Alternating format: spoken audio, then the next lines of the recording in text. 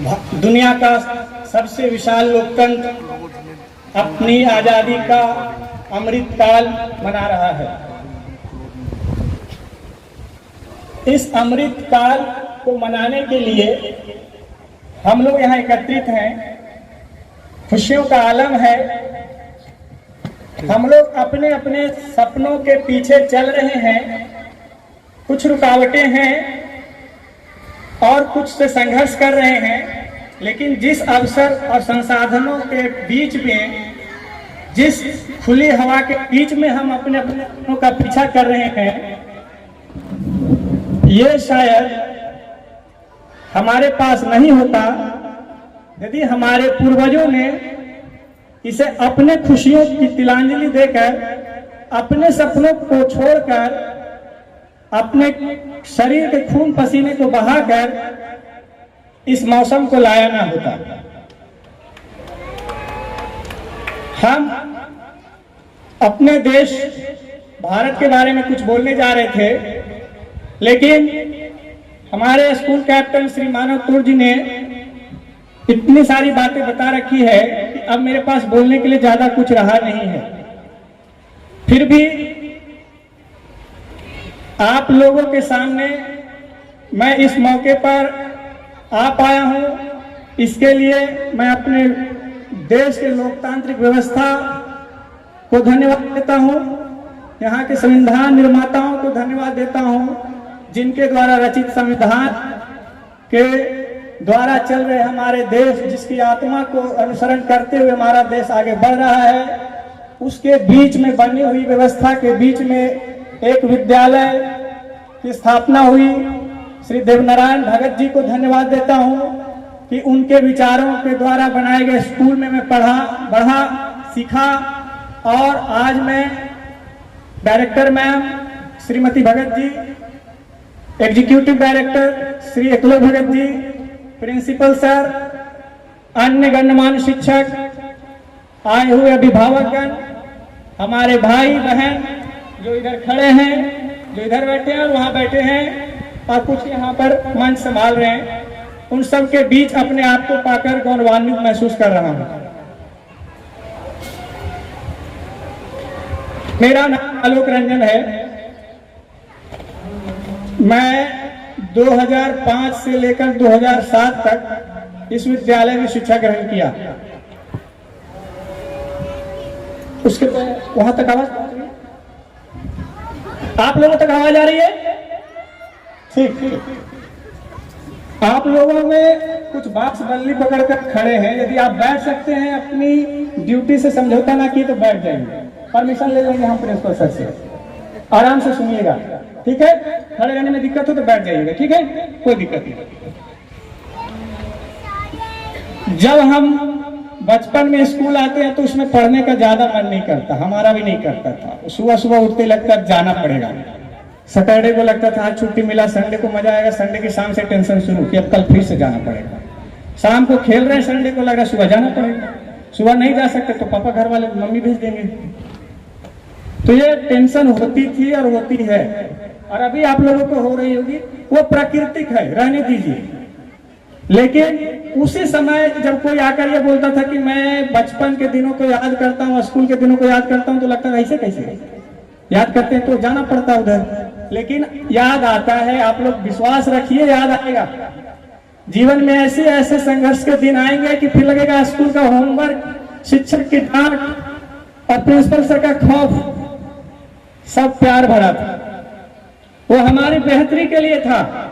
हम लोग जो जानते हैं उसको लगता है कि यही सब कुछ है, पापा नहीं जानते, सर नहीं जानते, इनको क्या पता।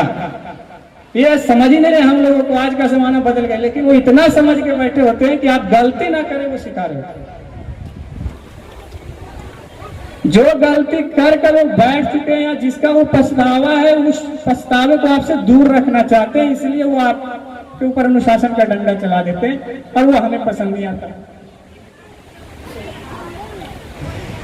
पसंद नहीं आता, लेकिन वही बात है कि बचपन में गर्म दूध पसंद नहीं आता, दवाई पसंद नहीं आती, इंजेक्शन तो आता ही नहीं पसंद, लेकिन लगाते हैं घर वाले। अब आज सोचिए जब आप बड़े होंगे तब पता चलेगा कि वो नहीं होता तो आप नहीं होते, यहाँ नहीं बैठे होते, मैं यहाँ नहीं होता यदि हमारे माता पिता नहीं होते, हमारे शिक्षक नहीं होते। इसलिए इस अवसर पर मैं अपने सभी शिक्षकों का,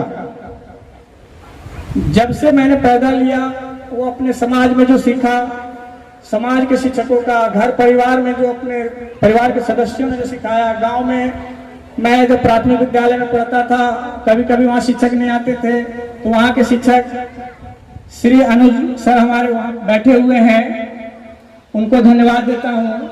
जब पहली बार किन्हीं को सर बोला था, प्राथमिक विद्यालय गुड़ियारी रहा है, मध्य विद्यालय छनौल रहा है, मध्य विद्यालय दियोरा रहा है, ये सब रोह प्रखंड का है, रोह उच्च विद्यालय रोह रहा है, जीवनदीप पब्लिक स्कूल, जिस पर हम सभी विद्यालयों के साथ गर्व करते रहे हैं कि जब मैं 2005 में आया था तो उसमें सैनिक स्कूल एंट्रेंस एग्जाम क्लियर किया था, मेडिकल में नहीं हुआ था, तो फिर अच्छी शिक्षा के लिए हमें बताया गया जीवनदीप पब्लिक स्कूल है। हम तो बच्चे थे, बताया ही जा सकता था उस टाइम, उछलते कूदते आए, यहाँ आकर बहुत अच्छा लगा। क्या अच्छा लगा मैं बताता हूँ क्या क्या अच्छा लगा।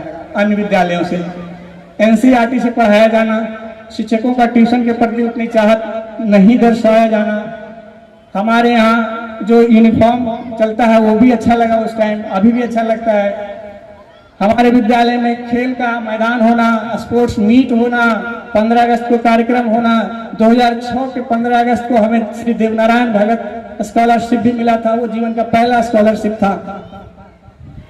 आशा करते हैं कि आप में से जो भी उसे पाए उसे आगे बढ़ाएं, और मैं कोशिश करूंगा श्रीमती डायरेक्टर मैम से बात करके, श्री एग्जीक्यूटिव डायरेक्टर सर से बात करके कि यदि वो मौका या अवसर प्रदान करें तो एक स्कॉलरशिप हम भी उन बच्चों को दें जो जनरल नॉलेज के क्विज में टॉप करते हैं या दूसरे तीसरे स्थान पे भी आते हैं, क्योंकि जो टॉप किया वो, जो थोड़ा सा मिस किया वो बराबर है समय का।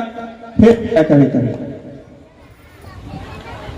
यहां से निकलने के बाद 2007 में हमने जो भी यहाँ पर वैल्यू, जीवन के प्रति गुण, शिक्षकों का प्यार, उन शिक्षकों में कुछ शिक्षकों का नाम लेना मैं जरूरी समझता हूँ। उस समय की प्रिंसिपल मैम श्रीमती रीता नंदन जी, vice principal sir Shri Yugal Kishore sir जी, केमिस्ट्री के शिक्षक थे श्री अमरनाथ सर जी, फिजिक्स के श्री कमलेश सर। उनका ये अच्छा लगता था कि वो पढ़ाई और बोर्ड से अलग भी थोड़ा बताते थे कि इधर भी कंपटीशन, इधर भी है, ये है, वो आगे जाके रास्ते खुलते हैं। केमिस्ट्री वाले सर का व्यवहार इतना अच्छा लगता था, तो लगता है उनसे डर लगना ही बंद हो गया, यही कर देते थे वहीं पे। आज लगता है कि वो प्यार अलग ही था। श्री चक्रधर सर वो थे, वो डांटते नहीं थे, वो ठीक है। हिंदी के सर थे श्री राजकुमार सर, बहुत अच्छा लगा। और मैं आज अच्छी इंग्लिश लिख लेता हूँ और अच्छी हिंदी भी लिख लेता हूँ, पढ़ लेता हूँ, समझ लेता हूँ। कभी कभी तो किसी को हिंदी समझ नहीं आती तो दोस्त हमारे पास आते हैं कि ये क्या लिखा हुआ है बता दे, तो उस समय मुझे अपने उन हिंदी के शिक्षकों का मतलब याद आता है। श्री मुरारी पांडे जी रहे हैं और यहाँ के श्री राजकुमार सर जी रहे हैं, तो मतलब मुझे वो याद आते हैं, हमेशा याद आते हैं कि यदि श्री मुरारी पांडे जी नहीं होते हमारे जीवन में तो मेरी हिंदी अच्छी होती नहीं। इन सब के बीच एक सपना पलता रहा कि मैं सिविल सेवा में जाऊंगा। मुझे आज भी याद है जब एडमिशन के लिए रिटन एग्जाम हुआ था, सेकंड फ्लोर पे शायद था या फर्स्ट फ्लोर पे, जब आए थे तो श्रीमती रीता नंदन जी थी और वो पूछ रही थी कि बेटा आगे जाकर क्या बनेगा। 2005 का बात है, तो मैंने बोला कि सिविल सेवा में जाऊंगा, तो कहीं से पढ़ लिया था लेकिन पूरी तरह पता नहीं था और मुझे लग रहा था कि मैं जाऊंगा। तो उन्होंने बोला कि बच्चे तो आजकल इंजीनियर और डॉक्टर बोलते हैं, आप सिविल सेवा में बोलते, तो मुझे लगा इंजीनियर डॉक्टर। तो जो समझ में आया वो बताया। वो सपना धीरे धीरे पलता रहा, बढ़ता रहा। पढ़ते पढ़ते एनसीईआरटी के बीच में इतना खोया, साइंस को ऐसा रटा कि उसके दशमलव डॉट, केमिस्ट्री कितना जूल एनर्जी निकलता है, एक्सोथर्मिक, इंडोथर्मिक सब रट लिया। एग्जाम में बैठा, एक डायग्राम आया हुआ था, पता नहीं वही डायग्राम भूला पूरे किताब में, वो भी याद था, घर आने के बाद याद आया। 96 मार्क्स आए थे, 4 नंबर उसके कट गए। मैथ में हाइट एंड डिस्टेंस अथवा प्रूव दैट आता था, हमारे में आया दोनों में प्रूव दैट। हम पूरा हाइट एंड डिस्टेंस ताबा तोड़ करके गए थे, वहां भी 6 नंबर कटे उसके। हिंदी में पता ही नहीं क्या हुआ, जो भी हुआ। हमारे दोस्तों का बड़ा साथ रहा यहाँ। ये स्कूल जो विद्यालय होता है ना, आप सिर्फ बिल्डिंग देखेंगे या सिर्फ टीचर को देखेंगे या सिर्फ रिजल्ट को देखेंगे तो आप अंधेरे में रह जाएंगे। देखने से नहीं पता चलता है आपका जो इकोसिस्टम मिलता है। हमारे दोस्तों में अच्छे दोस्त थे, इतने अच्छे थे वो हमें पढ़ा रहे, हम उन्हें पढ़ा रहे। किन्हीं को एसएसटी पढ़ाया उस टाइम, किन्हीं को साइंस बायोलॉजी पढ़ाया, किन्हीं को मैंने ही मैथ पढ़ाया, किन्हीं को हिंदी पढ़ाया, किन्हीं को इंग्लिश भी पढ़ाया। उसका कारण था कि इससे रिवीजन होता है, वो भी पढ़ते, उनका मार्क्स बढ़ेगा। फिर लगता था ये कहीं फेल हो जाएगा तो अच्छा नहीं लगेगा, सब साथ में पास हो जाओ, फिर जिनको जो आना है वो आता ही रहेगा।